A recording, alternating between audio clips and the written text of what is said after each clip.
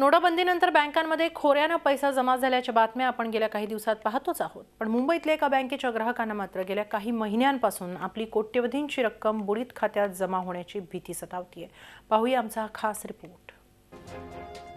280 कोटींच्या ठेवी, 170 कोटींचं कर्ज वाटप, 90,000 खातेधारक, 17,000 सभासद, तोटा 40%, NPA 54%। 70 वर्ष जुनी असलेली अंधेरी पूर्वेला असणारी ही मराठा सहकारी बँक, एकेकाळी नावाजलेली ही बँक सध्या डबघाईला आलीये।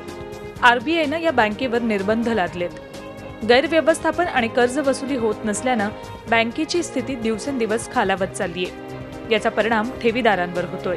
RBIच्या निर्बंधांमुळे सध्या प्रत्येक खातेधारकाला 6 महिन्यातून केवळ 5,000 रुपयेच काढण्याची मुभा देण्यात आली आहे। यामुळे हजारो ठेवीदारांचे कोट्यवधी रुपये बँकेत अडकलेत। तसंच अनेक हाऊसिंग सोसायटींची खातीही या बँकेत आहेत, ज्यामुळे अनेक हाऊसिंग सोसायटींची दैनंदिन कामं तसंच दुरुस्तीची कामं ठप्प झाली आहेत। एकीकडे ठेवीदारांना प्रचंड मनस्तापाला सामोरं जावं लागत असतानाच बँक प्रशासन मात्र उडवाउडवीची उत्तरं देत असल्याचा आरोप ठेवीदार करतायत। आमचे कमलेश अपार्टमेंट नावाने ह्या बँकेत आमचं अकाउंट आहे, ज्याच्यात 60 लाख रुपयांपेक्षा जास्त ही रक्कम आहे। 1 सप्टेंबर नंतर आम्ही कुठल्याही पद्धतीने तिथून काही पैसे विड्रॉ करू शकत नाही आहेत। त्यामुळे सर्व जे आमचे एम्प्लॉईज आहेत, वॉचमॅन आहे, झाडूवाला आहे, लिफ्टवाले आहेत, इलेक्ट्रिसिटी बिल है, काही आम्ही देऊ शकत नहीं है। कभी भी कस्टमर को इन लोगों ने कॉन्फिडेंस में लिया नहीं है, ना कोई चीज़ बताया गया है। सडनली एक दिन जब पता चलता है बैंक में ये इशू है, जब हम पूछते हैं तब हमें रोजी स्टोरी फिर दिया जाता है, नहीं सब ठीक हो जाएगा। धीरे धीरे जब हम उनके पास जाने लगे तब उनकी असलियत पता चलने लगा।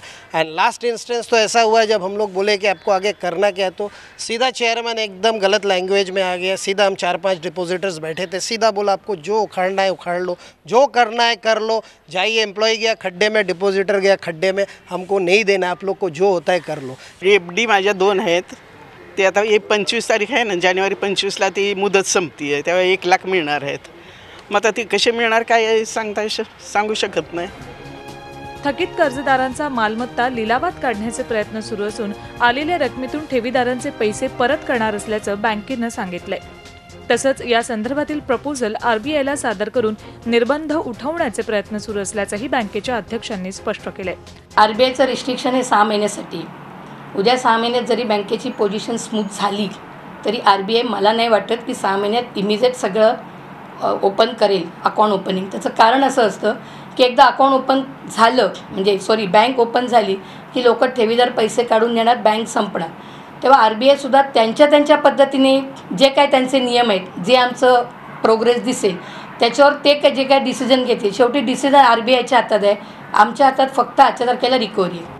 प्राप्त परिस्थितीतून मार्ग काढण्याचे प्रयत्न बँकेकडून सुरू असले तरी यात बराच कालावधी जाण्याची शक्यता आहे। जर बँक पदाधिकारी यात अपयशी ठरत असतील तर सहकार विभागानं बँकेवर प्रशासक नेमण्याची गरज आहे। कृष्णात पाटीलसह bureau report, Zee media, Mumbai. Zee 24 तास रहा एक पाऊल पुढे।